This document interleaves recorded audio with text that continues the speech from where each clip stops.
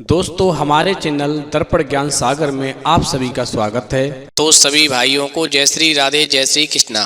तो दोस्तों आज का प्रसंग है 3 बेटियों की माँ की कहानी। तो वीडियो शुरू करने से पहले मेरा आप सभी से अनुरोध है, यदि आपने अभी तक हमारा चैनल सब्सक्राइब नहीं किया है तो प्लीज़ आप हमारे चैनल को अभी सब्सक्राइब अवश्य कर लें, क्योंकि आपका एक सब्सक्राइब हमारे लिए बहुत ही महत्व रखता है। दोस्तों आज की कहानी बहुत ही ज्ञानवर्धक है। यदि आपने इस कहानी को पूरा और ध्यान से सुना तो मुझे पूरा विश्वास है कि आपके जीवन में एक बहुत बड़ा बदलाव होगा और आप अपनी बेटियों को बहुत प्यार एवं स्नेह देंगे। तो आ जाइए दोस्तों कहानी की तरफ गौर करते हैं। देखिए दोस्तों, एक माँ एक व्यक्ति से कहती है, मैं एक मामूली औरत हूँ, इतनी मामूली हूँ कि आपकी नज़र भी मुझ पर नहीं पड़ी, लेकिन मैं आपको देख रही हूँ।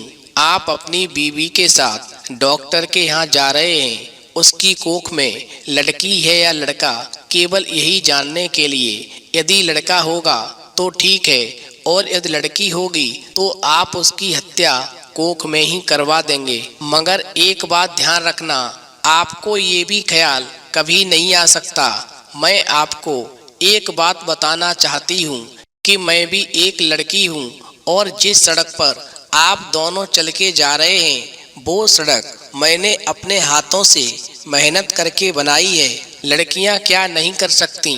मैंने यहाँ पर रोड़ियाँ बिछाई और फिर उनको दुर्मुट से कूटा था, तब ये सड़क इस योग्य बनी कि आज आप और आपकी पत्नी आज इस सड़क पर चल कर के जा रहे हैं। जब मेरी शादी हुई थी तो मेरी छोटी बेटी तब यहाँ पर किनारे पर उगी झाड़ियों में ऊँघती रहती थी। मेरी 3 बेटियाँ हैं। मेरा आदमी मुझसे कहता था अगर बेटा नहीं हुआ तो वो मुझे छोड़ देगा, और फिर उसने कहने के लिए मुझे छोड़ भी दिया। अब भी पका पकाया खाने के लिए जब तब आ जाता है, और मेरे पास आकर के मेरा पति चिकनी चुपड़ी बातें भी करता है। मैं सब समझती हूँ, फिर सोचती हूँ चलो कोई बात नहीं, आखिरकार मेरी बेटियों का बाप है। कमाल की बात तो ये है कि जिन बेटियों से मेरा पति छुट्टी चाहता था, उन्हीं बेटियों के नाम की थाली में मैं उसको खाना परोस के देती हूँ। अब तुम मेरी बात को ध्यान से समझ लो। मेरी 3 बेटियाँ हैं और तीनों ही बेटियाँ सांवली हैं। उनकी काली आंखें हैं, उनके हाथ बहुत ही फुर्तीले हैं। वो मेरी तरह ही बहुत ज़्यादा काम करती हैं, और फिर जब मैं अपनी बेटियों को मेहनत से काम करती हुई देखती हूँ तो मुझे अपनी बेटियों पर गर्व होता है, और मेरे दिल को बहुत बड़ी तसल्ली होती है कि मैं अब अकेली नहीं हूँ। तुम समझते हो कि लड़कियाँ बेकार होती हैं, औरतों के कामों को आप जानते ही नहीं। अरे देखो, मैंने ये सड़क बनाई, धान की रोपाई की, कपास चुना, कपड़े की फैक्ट्री में रीलिंग की, आलू खोदे, 3 बेटियों को जन्म दिया और उनको पाला पोसा। अब बताओ क्या मैं बेकार हूँ? जो ये तुम चाय पीते हो इसकी पत्तियां भी लड़कियां ही चुनती हैं। और बेटियां क्या क्या नहीं करती। जब मेरी बेटियां छोटी थीं तो मैं बुनाई का कार्य करती थी, और एक स्वेटर बुनने के लिए मुझे दिन रात लग कर के 3 दिन लगते थे। तब मैं एक सूटर बना कर के तैयार करती थी, और उस समय मुझको 12 रुपए मिलते थे। तब मेरी बेटियां छोटी थीं तो सोचती थी कि घर में उनके पास बैठे बैठे मैं कुछ नहीं कर सकती तो बुनाई कर सकती हूँ, और इसीलिए मैं बैठ कर के बुनाई करके जो रुपए पैदा करती थी उनसे अपनी बेटियों की परवरिश करती थी। फिर ठेकेदार ने मीन मेख निकालना शुरू की और मुझ पर गलत नज़र डालने लगा, तो मैंने ये धंधा छोड़ दिया। फिर आटे की फैक्ट्री में काम किया। मैंने अपनी इतनी उम्र में बहुत सारे काम छोड़े और बहुत सारे काम पकड़े। 2-4 मुर्गियाँ और बकरियाँ मैं हमेशा पालती हूँ। और इतना ही नहीं, ये जो तुम्हारी बीवी ने रेशमी साड़ी पहन रखी है, इसके धागे भी औरतें ही तैयार करती हैं। तुम समझते हो कि बेटियां बेकार होती हैं। समझ लो, रेशम की साड़ी बनाने के लिए जो कीड़े होते हैं वो औरतें ही पालती हैं। ये काम बहुत मुश्किल का है। उनके शरीर में जख्म हो जाते हैं। धान की रोपनी में भी पैरों में खारवे हो जाते हैं और कमर झुके झुके टूट जाती है। बेटियां इतनी मेहनत करती हैं, उसके बाद भी आप कहते हो कि बेटियां बेकार होती हैं और अपनी पत्नी को डॉक्टर के पास ले जा करके अपनी बेटी का पता करके उसको आप कोख में ही मारना चाहते हो। अब मैं तुमसे एक बात और कहती हूँ, यदि तुम्हारे कितने पैसे मेरे पास होते तो मैं अपनी बेटियों को बहुत ही पढ़ाती लिखाती और उनको मास्टर बनाती या डॉक्टर बनाती। तुम खुद पढ़े लिखे हो, पैसे वाले भी दिखते हो, तुम लड़की का गर्व क्यों गिरवाना चाहते हो? तुम समझते हो तुम्हारी लड़की कोई काम नहीं कर सकती? अरे आदमी कोई फालतू चीज नहीं, 100 काम है उसके करने को। फिर इस तरह सोच समझ करके लड़कियों को मारना तो कुदरत के साथ में खिलवाड़ है। तुम्हें ऐसा कभी भी नहीं करना चाहिए। अगर मान लो तुम्हारे घर लड़का हो गया तो तुम क्या सोचते हो कि वो तुम्हें लड़की से ज्यादा प्यार करेगा? फिर लड़के बिगड़ते भी बहुत हैं। आजकल उनका ध्यान सरातर ताश मारपीट में ज्यादा हो गया है। मान लो लड़की ही पैदा हो जाए तो क्या हुआ? तुम उस लड़की को पढ़ाना लिखाना, मुझे पूरा विश्वास है कि वो बेटी तुम्हें बहुत प्यार करेगी। लड़कियां माँ बाप को खूब प्यार करती हैं। तुम्हारे घर में रौनक होगी।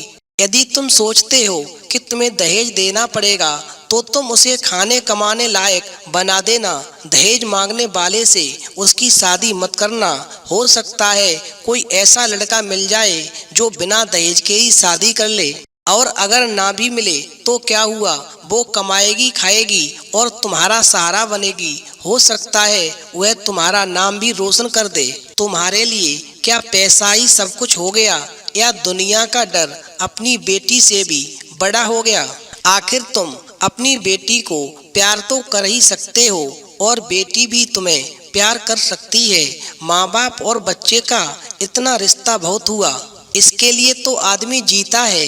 पैसे को चाहे जितना मानो, पर मोह ममता फिर भी बड़ी चीज है। इसे बनाए रखने में ही खैर होती है, नहीं तो समझ लो दुनिया उजड़ जाती है। कुदरत के साथ इतनी मनमानी अच्छी नहीं। लड़कियों को तुम ऐसे ही गिरवाते रहे तो औरतें कितनी कम हो जाएंगी। फिर तुम उनके लिए कुत्तों की तरह लड़ोगे। दहेज के डर से आज उन्हें मरवा सकते हो तो कल फिर पैसे के लालच में इनको बेचोगे। इस तरह क्या दुनिया बड़ी अच्छी हो जाएगी, या तुम्हारे घर परिवारों में खुशियां आ पाएंगी? अब दोस्तों वो औरत जो थी उस व्यक्ति की पत्नी से कहने लगी, तुम जो रेशमी साड़ी पहनकर इसके साथ चली आई हो, तुम अपने पति से इतना क्यों डरती हो? सोचती हो यदि तुमने इसकी बात नहीं मानी तो ये तुम्हें छोड़ देगा? अरे ये मिचमिची आंखों वाला अगर तुम्हें छोड़ भी देगा तो क्या तुम मर जाओगी? तो मैं अपने पति के तानों से नहीं डरी। आदमी ने छोड़ने की धमकी दी तो मैंने कह दिया ठीक है छोड़ दो, और उसने मुझे छोड़ भी दिया। अब भी मैं मेहनत करके खाती हूँ। एक बात ध्यान रखना, हमें हमारे पति ऐसे ही थोड़ी छोड़ सकते हैं। परिवार की जरूरत तो इन्हें भी है, नहीं तो हाँफते हाँफते ये मर जाएंगे।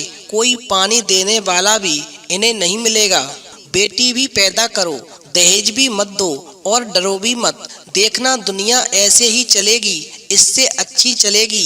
दाब धौंस कुछ भी कम नहीं होगी। मेरी 3 बेटियां हैं। मेरी बेटी ने कढ़ाई सिलाई सीखी है, वो न होती तो फिर क्या था? मैं तो दुनिया में काम करते करते मर जाती। अब भी मेहनत करती हूँ पर मन में खुशी भी है। मेरी 3 बेटियां खूब हुनर वाली हैं। उनकी कोयल जैसी आवाज है। जब वो मुझे माँ कहकर पुकारती हैं तो समझ लो मेरी सारी थकान मिट जाती है। न करे कोई शादी, अपनी जिंदगी भाड़ बनाएगा, और जो शादी करेगा वो भगवान होगा।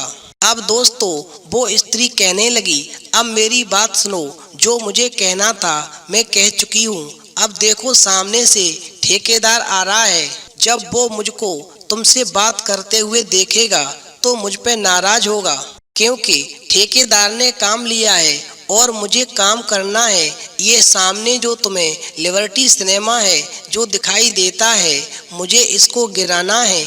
इसका मालिक यहाँ पर बाजार भर में दुकानें बनवाना चाहता है और मैं यहीं पर मलबा ढोने का काम करूँगी। मैंने बहुत काम किया है, पर एक बात का दुख है कि यहीं सामने एक डॉक्टर की दुकान है।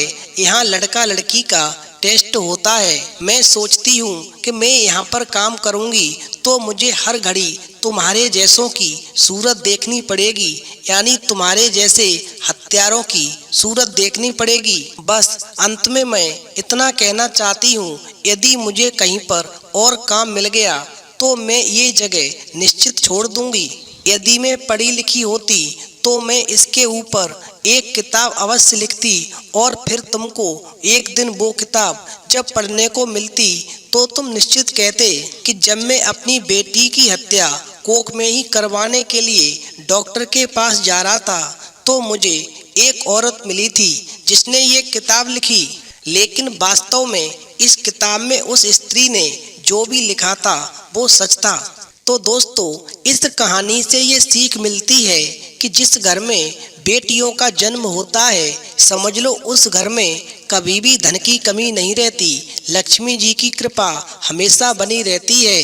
और जिस घर में बेटियों का सम्मान नहीं होता, उनको अच्छी नज़र से नहीं देखा जाता है, उस घर से रौनक चली जाती है और धन वैभव कभी भी नहीं आता।